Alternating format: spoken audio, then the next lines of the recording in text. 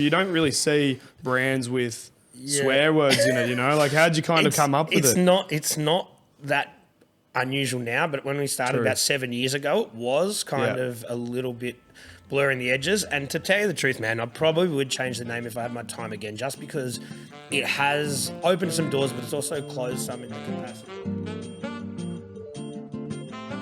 What's up, guys, and welcome to Drinks on Me, the show where we dive deep, raise a glass, and unravel stories from the hospitality industry.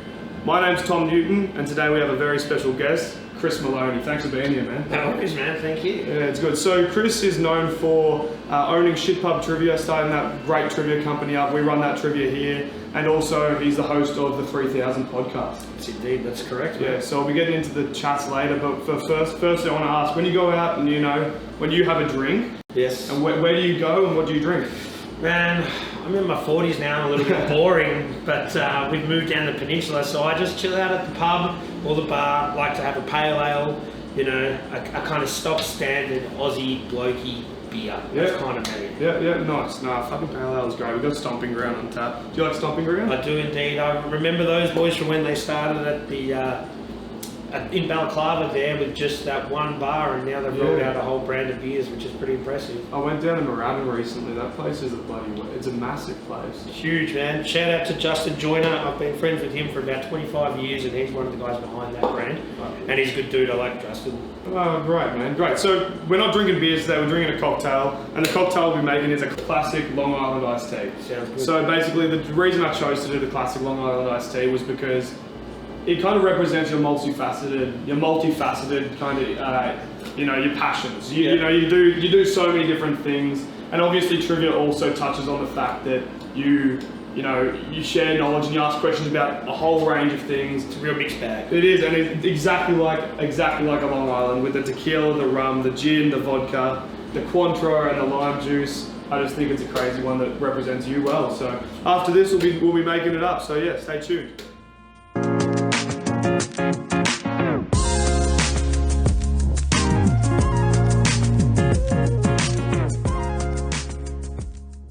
Alright, so as mentioned before, we're making a classic Long Island iced tea. So obviously, if you've never made one before, it consists of a multitude of ingredients: rum, tequila, vodka, gin, Cointreau, lime juice, and Coke to top it off.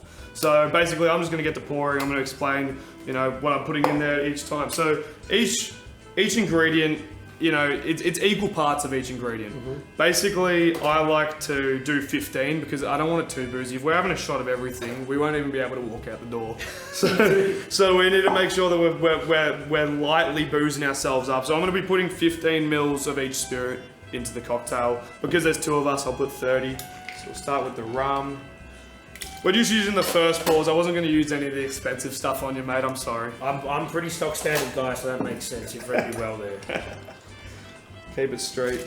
Alright, we've got the gin, 42 below vodka, very basic, nice vodka from New Zealand, and the El Jimador Reposado. I like using Reposado. I don't know, there's all these types of, you know, you got the Anejo, the Blanco, the Reposado, I don't know. It's all about aging in barrels, and I just think that the middle of the range is just the way to go, so I use that.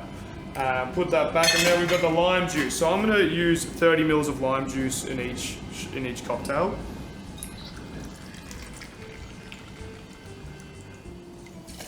Beautiful, put that in there. Just make sure it smells alright. Smells like alcohol. Smells like ethanol. Fucking stinks. Oh. It goes well with the Coke, that's the main thing. 1, 2, 3, 4. Couldn't forget the Cointreau.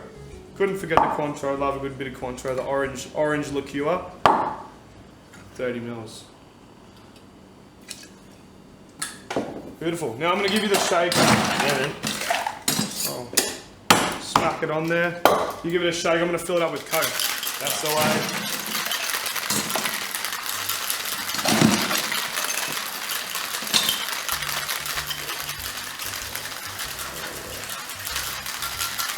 Nice and cold that would be. It is, man. Beautiful. Nice and refreshing.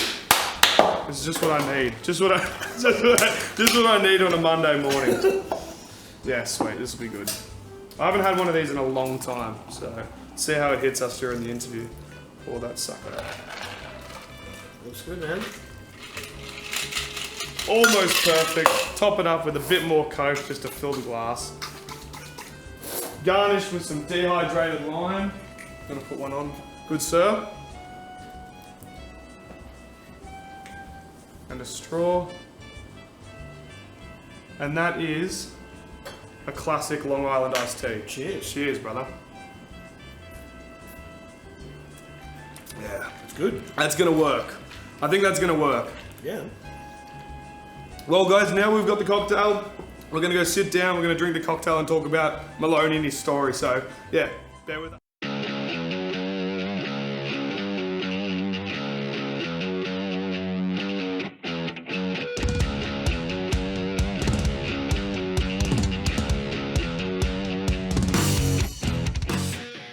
All right, Maloney, cheers before we start the conversation. Thanks for having us. No, anytime, mate. So yeah, basically, I just wanted to get you on to talk about Shit Pub Trivia, to talk about the 3000 podcast. And basically, I wanted to get you in because you're a different type of person within the industry. Most of the people we'll be getting on are like business owners or maybe chefs or venue owners of some sort. Yep. Where you kind of play in and feed in, or your business feeds into all of these. Yeah, well, you're exactly right. We work with a lot of venues and with all sorts of factors within that venue, whether it's the marketing team or whether it is potentially the kitchen or whatever, if they're pushing a food special or anything like that. So we kind of are somehow involved with all sorts of part of the hospitality industry, but without being in the industry ourselves. So it is an interesting business model from that point of view, I guess. Yeah, it's great. I mean, growing up, being an event kind of coordinator or event manager, you know, how'd that all start? Man, I like, as a kid, I liked music, liked DJing. Yep. Got DJ'd at my auntie's 40th birthday, and then I got some jobs in some nightclubs that are no longer there. How'd you get a job in a nightclub through your auntie's 40th? Oh, no, I don't know. It's just I don't know. I grew up in around St Kilda. Yep. And then, I just started working in nightclubs and bars and then booking DJs and then, giving myself a little, go at that, and then started DJing. And then with the trivia thing came along, I had the connections already in the industry from venues that I'd worked at in other capacities. And then they're like, oh, so you're doing this trivia thing now. So that sort of snowballed pretty organically just through socials at that stage. People saw that there was another option out there than the previous trivia models that there was in the industry. So how'd you come up with Shit Pub Trivia? The name is pretty outlandish, and, Shit Pub Trivia, you don't really see brands with swear words in it, Like, how'd you kind of come up with it? It's not that unusual now, but when we started about 7 years ago, it was kind of a little bit blurring the edges. And to tell you the truth, man, I probably would change the name if I had my time again, just because it has opened some doors, but it's also closed some in the capacity that you can't sponsor posts. Facebook's currently telling you that you're using profanity, so we could never sponsor anything. So all of our social media, Instagram, Facebook, all that stuff is all organic, which is cool.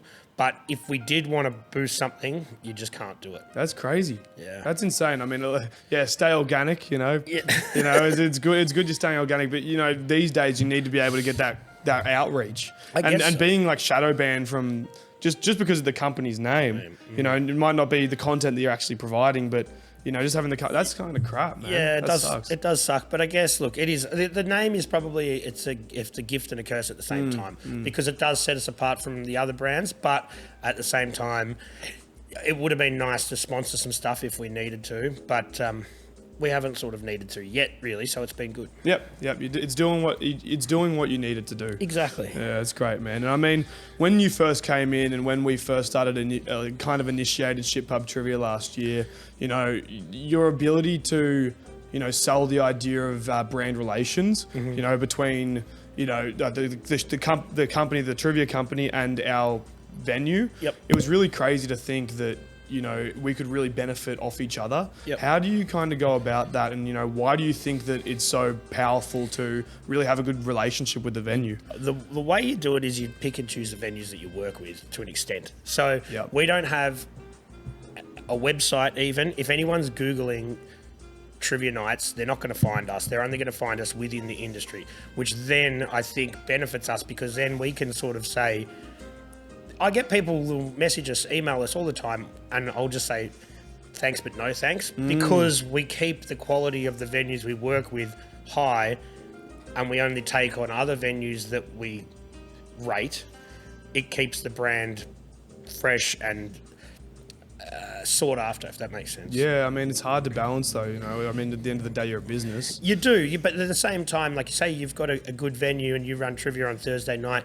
You want to be grouped and you want to be promoted with other venues of the similar caliber that you're interested in. Now, you don't want to have your brand bastardized with some shitty venues that that doesn't have the same ideals as yours. So that's something that I always take into consideration. Okay, is this new venue going to fit into our stable of current venues seamlessly, or is it going to potentially question what the integrity that we have within that industry? What's kind of the what do you look for in a venue? What type of vibe do you go for? Because obviously generally you're the main guy that, at least when we started, you were the main guy that decided. So what do you look for? You want a venue that has good staff. You want a venue that gets it. You want a venue that's not going to expect that you're going to come in, run a trivia night and save a potential venue that is maybe on the brink. It needs to have. We offer a product that's generally, Monday, Tuesday, Wednesday, and Thursday, and that is not going to save your venue, but it might boost up and help really strengthen some of these weeknights that you don't have such a strong offering. But if you've got bigger venue issues aside from that, it's sort of they're ones that we kind of try and stay away from, because we're not going to save them with one trivia night. No, but we've really benefited. I mean. It was kind of something that the whole company didn't really, jump towards earlier. It was the trivia nights. Yeah. I don't know why, or I don't know what the mindset about it was, but when I kind of came up with the idea of getting trivia on board and actually initiating it with you, thank God I hit you up, because I probably would have gone with anyone, but thank God I found you. I don't know how I even found you. We did have a few venues down this way, Wilburys and I think Sparrows as well. Yep. So we were kind of in this area. But yeah, I think from what you're saying is because the whole trivia night has a bit of a boring stigma to it, and I guess slapping the word shit on there sort of helps make it a little bit more edgy. But I've up until recently, I've run all the socials myself, and I've always tried to have a little bit more of a rock and roll, a little bit more of a edgier side to it, which I think hopefully pushes us, it makes us stand out from the other sort of stuffier, older kind of brands, I guess. It does, because at least our host, and at least the host that we've experienced, and you as well, the relationship that you build with not only us, but the customers and the guests that come in, it's different. That's definitely like the hugest part. Like when I first started doing it, I'd do it myself at like 3 or 4 venues a week. And now I step back and I don't really do that anymore. But sitting down there with the punters afterwards, having a beer, even if it's just one beer, even if it's just sitting there and talking about, oh man, you guys missed that last one. I thought you were going to get that. You'll get it next time. And they're like, interacting with them. Like you don't want to have people that just go pack their microphone up and piss off 2 minutes after it's finished. Yeah. You've got to build and it's like with bar staff. You want the same bar staff working every week, because as a trivia MC, you'll come in and the bar staff are like, I've picked a good song. Yeah, there's already a bit of a vibe going on about it, and that's the kind of relationship that we want to have. You want to find once the venue reaches out and says they want you to work with them, then you've got to find the right MC, not just any MC. Yeah, it's got to fit. It's got to fit. I mean, going deeper on that as well, more specific, I guess, is when you guys, at least the experience that we have, is that the host kind of approaches the guests in a more banter kind of relationship way. Yep. There's a bit of there's shots fired, there's a bit of fun, there's like swearing, there's kind of like some people would kind of get offended by these things, or and it's a weird way, when you offend someone or create a joke or make fun of something that people want you to be around more. But that is what you've encapsulated here, at least, is that people, the other day I had to host, and, the one bit of feedback that I got was that, you got to talk more shit. I was like, you got to like talk more shit at us. It's a fine line though, man. Like, because we've got about 15 or 16 MCs that work for us now. So you want to have everyone to have their own style and their own brand, but at the same time, you want them to encapsulate what the Chip Pub Trivia vibe is. And it has changed a lot since myself doing it and just a few mates, because maybe 5, 6, 7 years ago, at the local pub we could get away with a little bit more, than you might do now. And we've got so many venues, there might be a little bit more on the line. But yeah, it's just, man, it's 2023. You don't want to overly offend anybody. Of course. But you just got to get that balance of banter right, which is, that's sort of the key. That's the secret, I think. And, you've not only done this, but you've recently started a podcast, and I also wanted to touch on that. The 3000 podcast. Can you tell me a bit about it and why you decided to kind of start that thing? So 3000 is Melbourne's postcode. Obviously, I've lived here for 41 years tomorrow. Never really gone anywhere else outside of Melbourne. So I'm pretty entrenched in this area, and I knew that there was a lot of people that I knew personally that had interesting stories, and I wanted them to tell their stories and just have a forum for just hearing different creative people in different avenues. And we're 15 episodes deep, and it's kind of going well. Yeah, man, I'm just happy doing that. It's something that I kind of wanted to do, and now I've got the freedom with the trivia taking off that I can spend less time in pubs doing that and more time focusing on this new thing. Throw some money away on that. I mean, you got to take the leap of faith. You got to take the gamble. I mean, it's not even a gamble; it's a time gamble. Yeah, it's a time gamble. It cost me. I shoot it all as well as we can, which is pretty expensive, and I don't really see where we're going to recoup any money from. But that's not really what it's about. It's more about just doing something that I'm proud of and that I'm happy with, and that I've got a product that I like doing. It's amazing. And then when other people message us and they say, hey man, I'm digging this and I don't know them, so that's like sounds extremely corny, but that's kind of like the monetary payoff. I mean, it is. And it's emotionally, it pays off emotionally. Yeah. You feel good.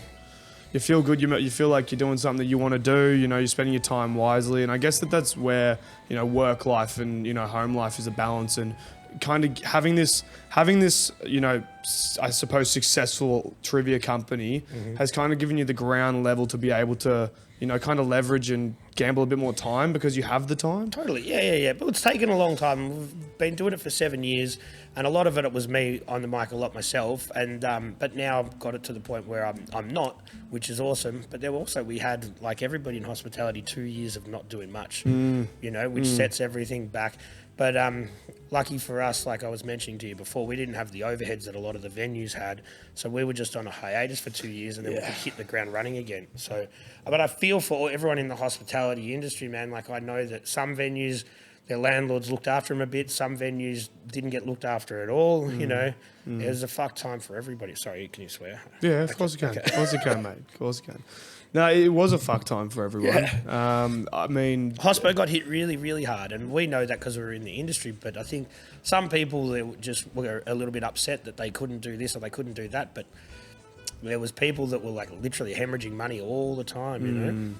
It's good that it's lucky that you had a business that didn't really get impacted by it. I mean, you did. I mean, obviously you did. No, but I feel for all those guys. Like I said, I was in the industry as much as I could be without being in the industry, and I know so many venue owners personally that I know that they just were going through a really, really shit time. Going on again, I just want to stay on this topic a little bit more, is like balancing your time. It's hard to balance time, and people find it, especially business managers or owners, you always hear, I've got no time to do anything. I've got no time to do anything. Yep. You've got a 4-year-old boy. Yeah. You've got a partner. How do you balance? Oh man, I'm not gonna lie. Look, I've got it pretty good now that I do have time. Yeah. Like I'm not. For a while I didn't, and I'm often doing other things. But if you'd like something you'll find the time to do it. You know what I mean? It's like there's always where there's a will, there's a way, and you will find it. Like, man, I spend a lot of time at home now chilling out, but I'm reaping the rewards of starting a business 7 or so years ago. So I think I've got to that stage. You've worked for it, man. Well, everyone's, I guess, works for their own thing, and you get to the point now where some people are like, oh, why don't you go and do something else, open another venue? I'm like, no, I'm just chill out. You know what I mean? Well, yeah. Yeah, I don't know. I'll see people. I know it's a grind in hospitality at the moment. Like I speak to venue owners all the time. On the way down here, every day I talk to them, and I know it's a grind. And I think some people think, oh yeah, just go open your own bar, and like that sounds great in theory, but I think a lot of people that will watch this will know that there's a lot more that goes to it. It goes into it. Of course, but it's possible. As you say, when there's a will, there's a way. Definitely. I think what happened with COVID and everything is the really good operators have sort of fallen on their feet, and the ones that were probably on the brink, it was kind of the nail in the coffin for them. So good operators now are still out there, and they're still buying new venues and they're opening new ones.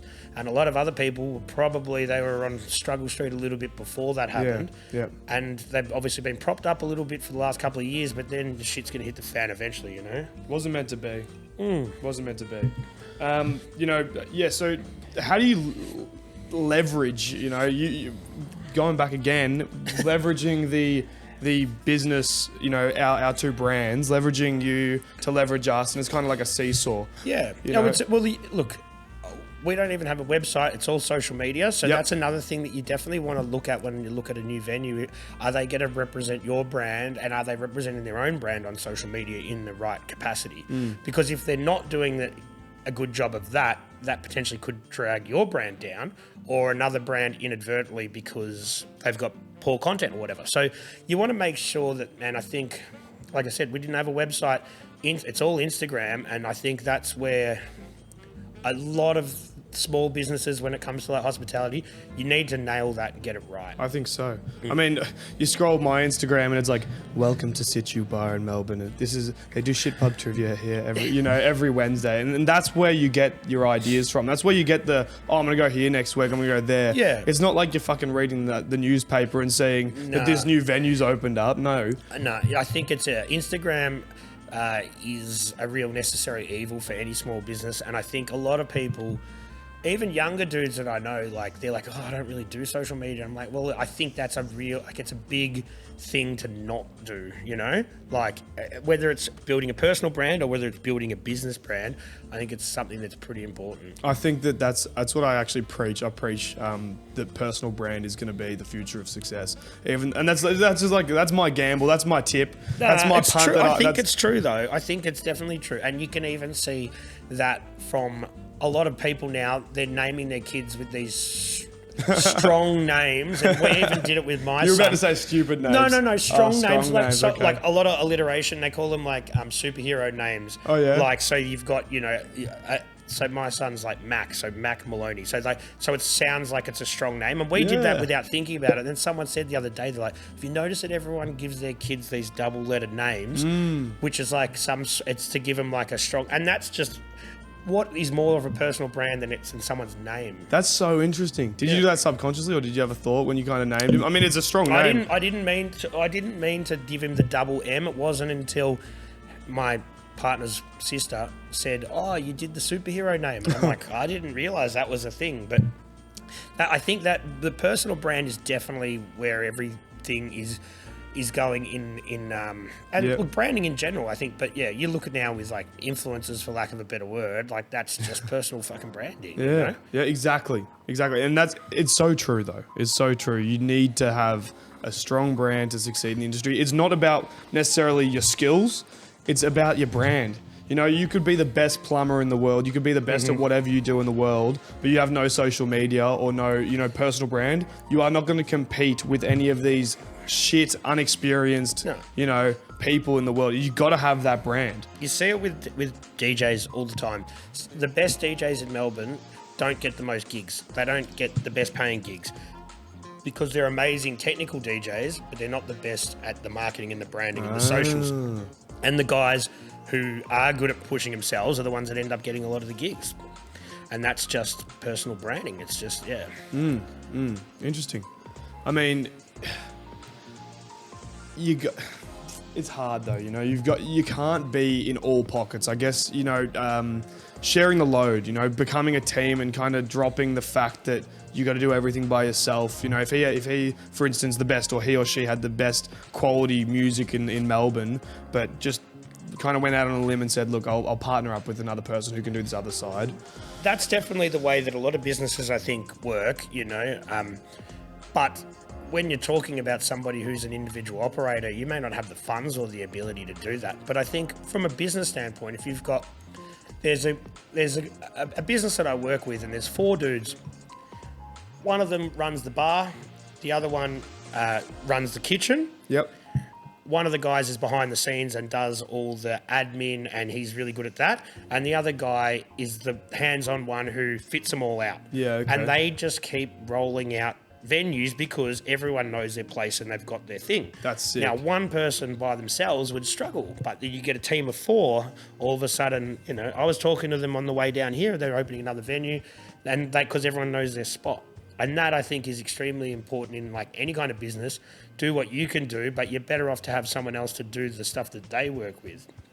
It's a power play. Get the ball rolling. You know, it's hard. You can't. It actually would be super motivating for each other to work, and you know, even just getting the ball rolling, even if the turnover or the money you might be seeing in the bank, or you know, the feeling you might have about it being your idea is a bit less. You got the ball rolling. Eventually. Yeah. It's perpetually going to get faster and faster. But everyone's accountable when you do that sort of stuff, you know? Like, so nothing can slip through the cracks. It's like, all right, well, I've got a question about this. Well, that's this person's domain. Oh, what about this? Oh, yeah, he takes care of that. I don't know who these people are. I'll tell you about it. Yeah. I don't want to go out here and say who they are in case they're like, don't talk shit about something. It's all positive, but no, and they're killing it because everyone knows their spot, you know? It sounds like some people that you should get on the podcast, mate. Have you ever done like multiple guests? No, never done multiple guests. I will do that, I guess, down the track. But at the moment, just one-on-one. And I struggle with that, man. So I don't even know how I'd go with 2 people. Yeah, it might be a bit... yeah. It's a big thing in the hospitality industry is like there's not always one owner. So like I've got to kind of flip a coin on which owner I want to bring in. Mm-hmm. You know, I can't get them all because imagine all 5 of us sitting around this little bench, you know? Yeah. Couldn't even fit our hands on the table. You're rubbing legs. I think in most of these partnerships that I know, there's people that are more of the face than the other ones that are more in the background. Yep. So as much as it'd be interesting to get the people that are more of the silent partners, you're probably more likely going to attract the people who are the face, and the people that are going to talk, the people that are going to be more like that would be the ones more inclined to say yes. Yeah. Of course. How do you stay inspired? You know, how do you... personally? Yeah, personally. How do you stay inspired, man? I like music and shit. I like just looking at people who have made something from nothing, and that sounds super cliche, but I was like, at a 40th the other day, 2 days ago, I saw a mate, and he paints murals. That's what he does now, and he literally just paints murals, and he just taught himself how to paint shit, you know? That's dope. And that's what he does. And so you see stuff like that, and it's like inspirational. You're like, I've got heaps of mates, and he's someone that he's going to come on the podcast, and one person that I had in my back pocket. But you see people like that when they've made a successful business out of just painting, and he started out just painting graph. Like, that's all he was doing. Yeah. Which a lot of people would say is one of the biggest waste of time, stupid things you could do. A lot of people in society would tell you that. But then I know people that's their full-time job now. They paint murals, you know? Of course. And that sort of stuff's inspiring to me. Like, to see anyone who's taken some sort of little passion, little hobby that they've got, and then they've turned that into a full-time way to make money and to support their family. I think that's pretty fucking inspiring. I mean, that's a pretty mature mindset. I mean, at least growing up, it's hard to kind of be empathetic or, you know, be moved by other people's success. I think as you get older, man, you don't like hate on people as much, and you know the jealousy is removed, and you can just appreciate people for what they have done. I think when I was just as me personally, when I was younger, there was a bit of jealousy there. You're like, oh, this person's doing that. I can't believe they don't even do it like this. But as you get a bit older, you get a bit more mature, and you're just like, oh, good for them, you know. And then that you can use that as motivation to be like, well, if they can create a business out of nowhere, then so can I, you know. It's kind of something that, I mean, I've been going through a little bit, you know, not seriously, but, you know, it's hard not to compare yourself. Yeah, but as you get older, you'll just be like, well, they're different, and the way that I'm going to do things are different. And man, who knows? Like, that you don't know what doors are going to open up. I never thought I'd own a trivia company. I never thought, like, I just wouldn't have even thought of that even 10 years ago, you know. I'm sure some people that do creative endeavors, they just didn't know they were going to fall into some sort of niche, and they kind of do. Of course. And oh shit, that was my bad. Bang, fucking bang. But yeah, man, and you just sort of play the cards you're dealt, and sort of figure out what you're good at, and you know, and then use those skills for yourself. In divine timing, it all happens for a reason, I believe. Do you think of that? What do you actually interesting topic? What do you think about, it all happens for a reason? I think it does, and man, it's a funny one. Like, I believe, for lack of a better way to put it, if you just follow what you want to do, then the money will come eventually. And not even necessarily a lot of money, but just enough to keep you doing what you're doing. So if you enjoy hanging out, doing social things, that sort of thing, hospitality is probably more of your sort of, the way you need to go. But I think if you find anything that you're passionate enough about and you work for it, I think you'll figure out a way for that to be your full-time gig in one way or another. Of course. I heard the other day, everything happens for a reason. It's like you make reason for everything that happens. Yeah, that's pretty deep. That's pretty deep. It is pretty fucking deep. Sorry, you didn't know you were joining the philosophical talks here.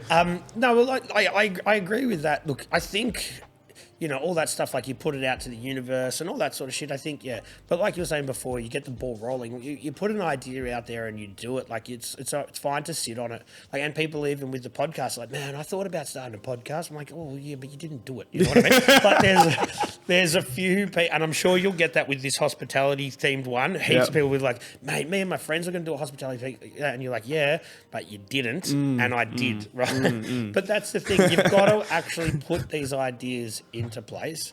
And there's some people out there, and I get this from you, that you're a doer, you're a guy who just achieves things, and there's different sorts of people out there. There's people that talk about doing things and say, I had that idea, and there's people that actually fucking do them. I appreciate it. Yeah, that's the thing. Anyone can sit there and go, I was going to do this, I was going to do that, but actually doing it is what matters, And then once you've done that thing, you might learn a lesson. It might open a different door. Exactly. That's, I mean, it's all part of the book, mate. It's all part. Next page. Next chapter. Yeah, open the next chapter.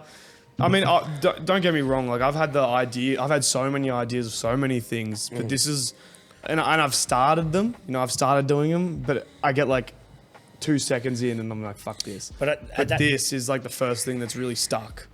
But as you get older, you learn more about, like, you'll be like, okay, so this idea, I had it and it wasn't necessarily the best idea. You know what I mean? Yeah. And you'll learn from past, like even just like the videos you were showing us before, you learn from that. You know what I mean? You learn, and then when the time's right, you can strike and actually produce a product that you might be sort of happy with. It's true. So now, just before we get towards the end of the show, I wanted to talk about the podcast a bit more. So it's all about street. Well, I mean, it's all about when I see your stories and when I see your thing. I'm generalizing here, but it's a lot about the creative space in Melbourne. It is, and I didn't intend for it to be like that. And that's stuff that I'm interested in, but I seem to have found a bit of an audience in that respect. So people are watching it. People keep asking for more like graffiti writer content, more skateboarders, more stuff, which is stuff that I'm all about, and I love that sort of shit, so it's fine, I can talk about it, but that was never the original intention. I wanted to talk to people about, whether they're into coffee, wanted to talk to drag queens about what it's like, getting gigs in Melbourne. Like, I wanted to talk to everybody, and that's awesome. I will, but I think I've found this middle balancing point, which seems to be kind of like street culture and like a little bit of hip-hop and graffiti, skateboarding, all that stuff that I love myself, and then hopefully I can leverage out of there to talk to other interesting people from other, sub-genres of fucking culture. Yeah, it's cool how it's naturally become like a street centered. Yeah, I know. That's just from the Instagram, because the Instagram sort of embraced me, and then I start to look at all these people that follow the Instagram, and I'm like, oh, these guys are kind of fucking reputable and they're cool. That they're good at what they do. So then that kind of it becomes a bit of an echo chamber where those people are saying we want more of this content, and then I've just kept churning out the same thing. Well, not churning out the same thing, but those people are following. If they follow, you'll find out as you progress through your journey. I'm interested. You'll see that if somebody follows the page, your Instagram, then if you DM them, they'll see you, and they're more likely to say yes to doing the show. So if I've got more people in that scene that are following the page, that's creating more of those similar sort of guests. We're building a community out here. A community. You're about to building a whole ass community. Talking about personal brands, building the community is like, and it sounds like fucking buzzwords, but that's big, right? So you could have all the Instagram followers, but if they're not interacting and they're not going to buy your product or consume whatever you're putting out, then it's not. So you need, the community's a huge thing. How do you connect to the community? I mean, I've noticed on the stories, you definitely like give updates and stuff. Stuff like that, just try and interact with people. And if anyone comments, you just comment back and asking questions on socials. I'm always asking questions. My mates give me shit like, oh, what question are you going to ask us today? But I'm like, but that's building... I'm talking to people who are actually watching the show, so that why wouldn't you? Especially when you're not very big and you're starting out, and you'll take any person who watches it, you'll be wrapped, you know. Yeah. I was saying before, it's the mindset of, you know, imagine putting all of your viewers in one room at the same time watching a show. Yeah, like, you know, 100 people is a lot of people.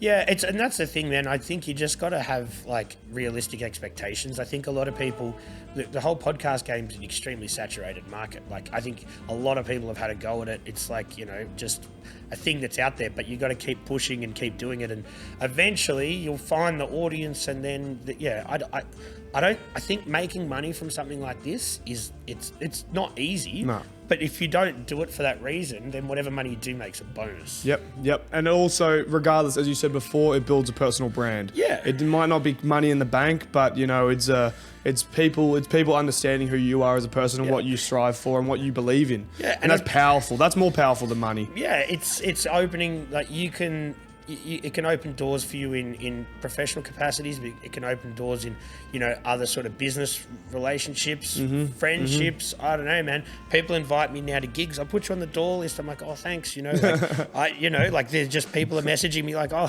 dudes are sending me free clothes and stuff. I'm like, oh, that's pretty cool. That's cool. It's not paying the bills, but it's a start, and you're building into the. That's the community. That's the part that you really want to build. Besides the personal brand, it's the community thing. Respect. And I mean, before we clock off today, I wanted to talk about, is there anything, you know, up in the future? What are you kind of working on? I mean, obviously you got the podcast. Yeah. But kind of, is there anything else that's going on in your life that you would like to share? We are going to take Ship Pub Trivia interstate again. Fuck yeah. So we did do it. We were in Sydney. We had about 8 or 9 venues in Sydney. Then COVID happened. So I'm working with some dudes, and we're going to go into Queensland and New South Wales. We're in the early stages of that. And the podcasting, man, I'll just keep doing what I'm doing, and maybe branch out to do some other bigger podcasts that maybe have a broader reach maybe than just Melbourne. Yep. I don't know. Yep. See what happens. Let's see where it takes us, huh? Cheers one last time, and thanks for being here, brother. Thanks for having me, man. You're a legend of the game. We respect you, all right? Cheers. Thank you. Thanks for watching, everyone. We'll see you next week, all right? Cheers.